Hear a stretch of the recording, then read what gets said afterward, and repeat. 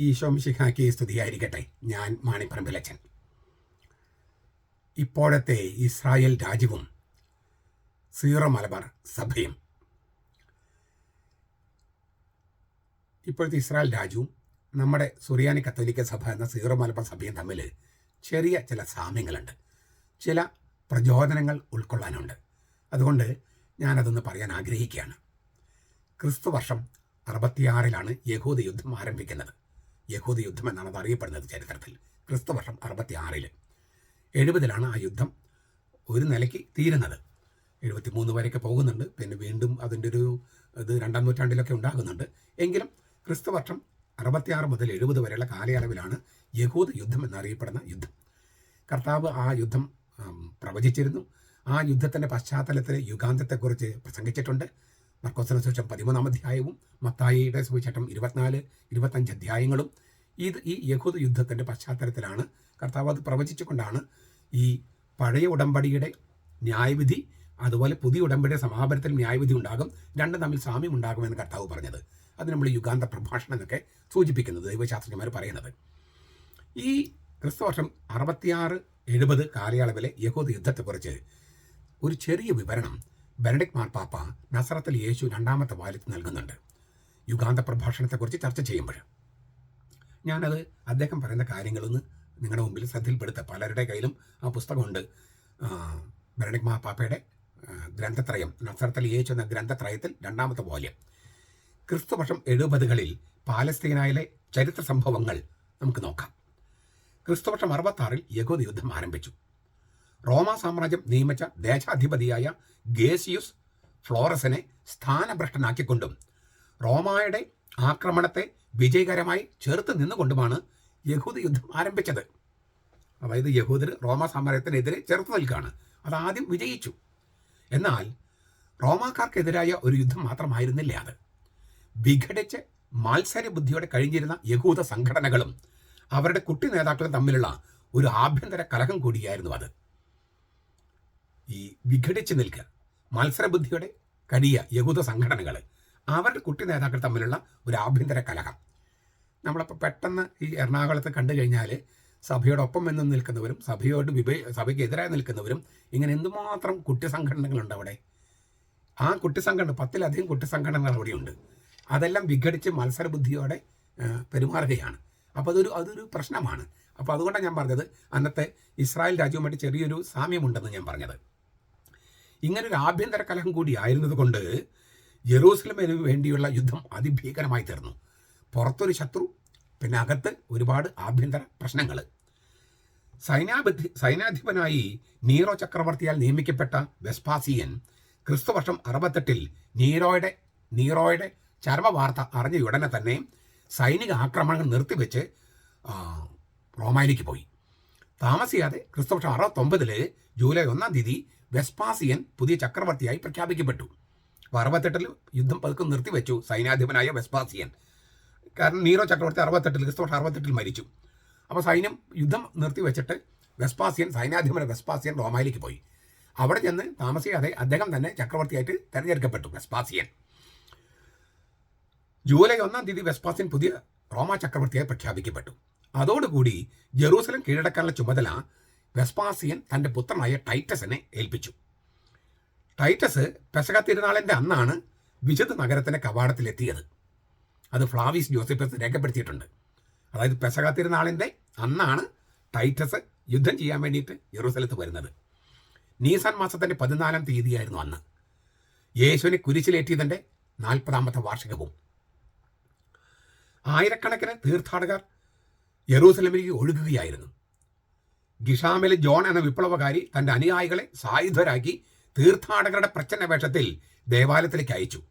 അവിടെ തൻ്റെ എതിരാളിയായ ഷിമയോന്റെ മകൻ എലയാസർ ബെൻ ഷിമയോന്റെ മകൻ എലയാസറിന്റെ അനുയായികളെ അവർ ക്രൂരമായി നിഷ്ഠൂരമായി കൊല ചെയ്തു. വിശുദ്ധ സ്ഥലം വീണ്ടും നിഷ്കളങ്ക രക്തം കൊണ്ട് അശുദ്ധമായി. നമുക്ക് 33 പേര് ആഭിചാര കുർബാന അർപ്പിക്കുക. പിന്നെ മൂത്രപ്പുരയുടെ മുമ്പിൽ ഏതോ ഒരു മേശ വലിച്ചിട്ട് കുറേ വൈദികർ വേണ്ടത്ര തിരുവസ്ത്രങ്ങളില്ലാതെ ഒരുക്കമില്ലാതെ കുർബാന അർപ്പിക്കുക. പിന്നെ ഒരു വൈദികൻ 82 വയസ്സുള്ള ഒരു വൈദികൻ ബലിയർപ്പിച്ചു കൊണ്ടിരിക്കുമ്പോൾ സ്ഥലം മാറിപ്പോയ വികാരി സ്ഥലം മാറിപ്പോകാതെ ഗുണ്ടകളെയും കൊണ്ടുവന്ന് ആക്രമിക്കുക, അങ്ങനെ വിശുദ്ധ സ്ഥലം വീണ്ടും വീണ്ടും രക്തപങ്കിലമാകുക. ഇതന്ന് സംഭവിച്ച സംഗതിയാണ്. വിശുദ്ധ സ്ഥലം വീണ്ടും നിഷ്കളങ്ക രക്തം കൊണ്ട് അശുദ്ധമായി. എന്നാൽ ഒന്നിനു പുറകെ ഒന്നായി വരാനിരുന്ന അതിക്രൂരമായ അനിഷ്ട സംഭവങ്ങളുടെ ഒരു നാന്ദി മാത്രമായിരുന്നു അത്. മതമൗലികവാദത്തിന്റെ തീച്ചോളയിൽ നിന്നും പൊട്ടിത്തെറിച്ച അഗ്നിഗണങ്ങൾ അഗ്നിജ്വാലയായി അതിക്രൂരമായ സംഹാര താണ്ഡവം ആടുന്നത് ഒരു വശത്തും, അതിനെതിരായ തിരിച്ചടിയുടെ കോപാഗ്നി ജ്വാലകൾ മറുവശത്തും രണ്ടും ചേർന്ന് ക്രൂരമായ അക്രമ പരമ്പരകളുടെ അഗ്നികുണ്ഠമൊരുക്കി. ഇങ്ങനെ ആഭ്യന്തര കലഹത്തിലൂടെയും യുദ്ധത്തിലൂടെയും സ്വന്തം വേരുകൾ അറുത്തു മാറ്റുകയായിരുന്നു അവര്. സീറോ മലബാർ സഭയും സ്വന്തം വേരുകൾ അറുത്തു മാറ്റുകയാണ്.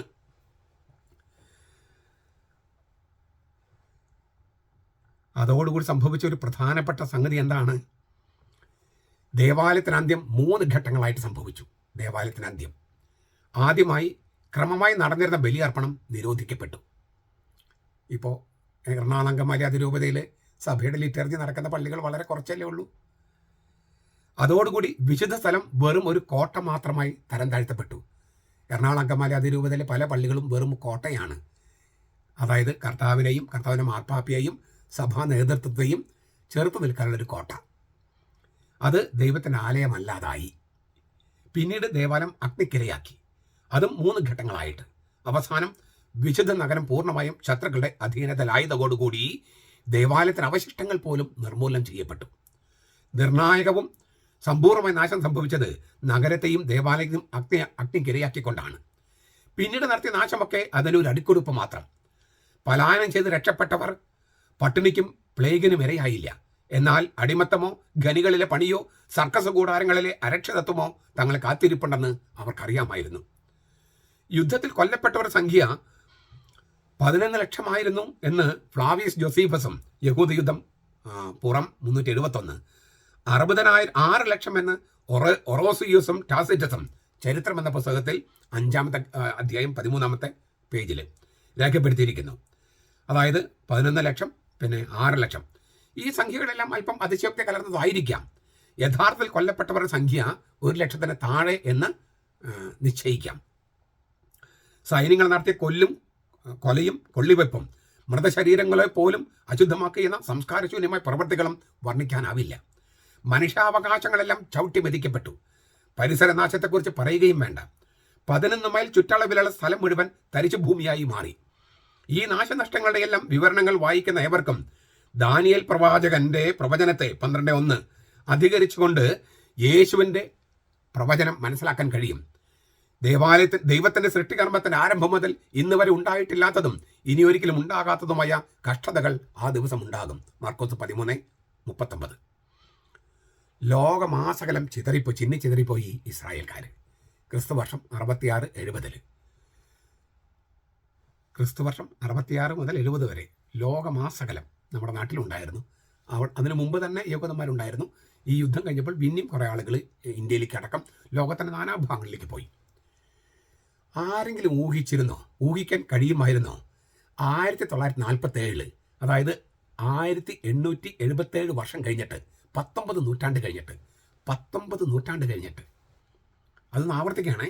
1947 ക്രിസ്തുവർഷം 66-70 ചിഹ്നിച്ചിതറിക്കപ്പെട്ടു പോയ യഹൂദര് 19 നൂറ്റാണ്ട് കഴിഞ്ഞിട്ട് 1877 2 യഹൂദ യുവാക്കൾ സയനിസ്റ്റ് മൂവ്മെന്റ് എന്നും പറഞ്ഞ് ഇസ്രായേലിലേക്ക് തിരിച്ചു വന്നു. ഇസ്രായേൽക്കാർ യഹൂദന്മാരെ തിരിച്ചു വരാൻ പറഞ്ഞു. 1 കൊല്ലം കഴിഞ്ഞപ്പോഴേക്കും 1948 ഇപ്പോഴത്തെ ഇസ്രായേൽ രാജ്യം സ്ഥാപിക്കപ്പെട്ടു. അതിൻ്റെ ആദ്യത്തെ പ്രധാനമന്ത്രിയാകാൻ ഐൻസ്റ്റൈനെ വിളിക്കുകയും ഐൻസ്റ്റൈൻ ഞാൻ സമ്മതമല്ലെന്ന് പറയുകയും ചെയ്ത കഥകളൊക്കെ ഉണ്ട്. അത് നമുക്ക് പോകേണ്ട കാര്യമില്ല. ഈ 1948 ഇപ്പോഴത്തെ ഇസ്രായേൽ രാജ്യം സ്ഥാപിക്കപ്പെട്ടു. 7 ലക്ഷം പേരാണ് ആ രാജ്യത്തിൻ്റെ ജനസംഖ്യയായിരുന്നത്. ചുറ്റുമുള്ള ഈ പാലസ്തീനികളും പിന്നെ അറബ് രാജ്യങ്ങളെല്ലാം എത്രയോ പ്രാവശ്യം ഇസ്രായേലും മറ്റും യുദ്ധം ചെയ്തു. എന്നിട്ട് എന്തുണ്ടായി? അവരെല്ലാം പരാജയപ്പെട്ടതല്ലാതെ ഇസ്രായേലിനെ തോൽപ്പിക്കാൻ കഴിഞ്ഞില്ലേ? ഇപ്പോൾ 1 കോടിക്ക് അടുത്തുണ്ട് അവിടെ ജനം. അന്ന് 7 ലക്ഷം അതായത് പല പ്രാവശ്യം യുദ്ധത്തിൽ ഏർപ്പെടേണ്ടി വന്നപ്പോഴും 7 ലക്ഷം ആണ് തിരിച്ചു വന്നത്. ഇപ്പം അത് 1 കോടി ജനമായിട്ടുണ്ട് ഇസ്രായേൽ ഇപ്പോഴത്തെ രാജ്യത്ത്. ലോകത്തിൻ്റെ നാനാഭാഗങ്ങളിൽ ഇസ്രായേൽക്കാർ ഉണ്ട്. മാത്രമല്ല ലോകത്തിൻ്റെ ഇക്കോണമിയെയും സാങ്കേതിക വിദ്യകളും ഒക്കെ നിയന്ത്രിക്കുന്നത് ഈ യഹൂദർ തന്നെയാണ്. സംശയമുണ്ടോ? ഇല്ല. ഇപ്പം നമുക്ക് ഈ സീറോ മലബാർ സഭയിലേക്ക് തിരിയാം.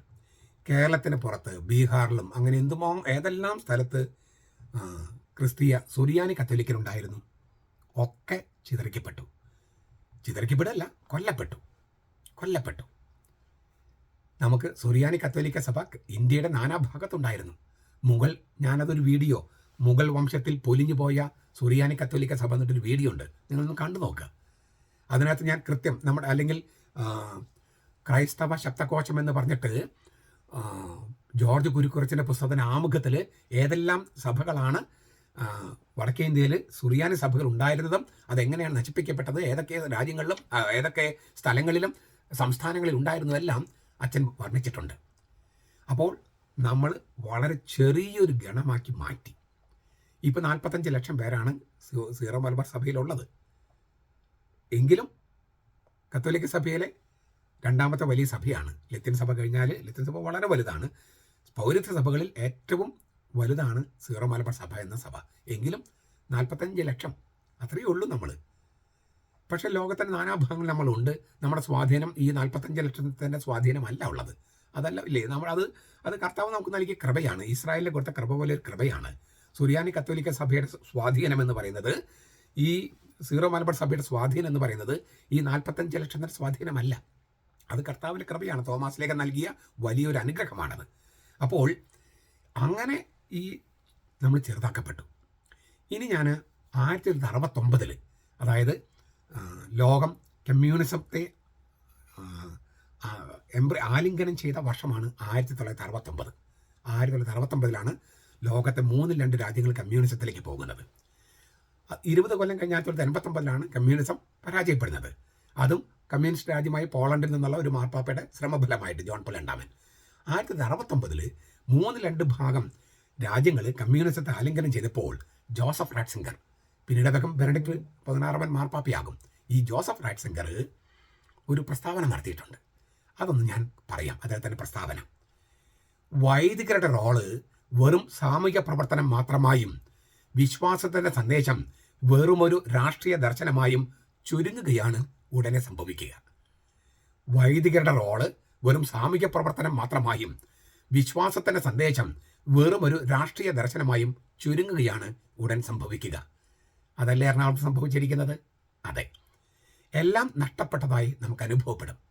എന്നാൽ ആ നിമിഷത്തിൽ പ്രതിസന്ധിയുടെ ഏറ്റവും നാടകീയമായ ആ നിമിഷത്തിൽ തന്നെ സഭ വീണ്ടും ജനിക്കും.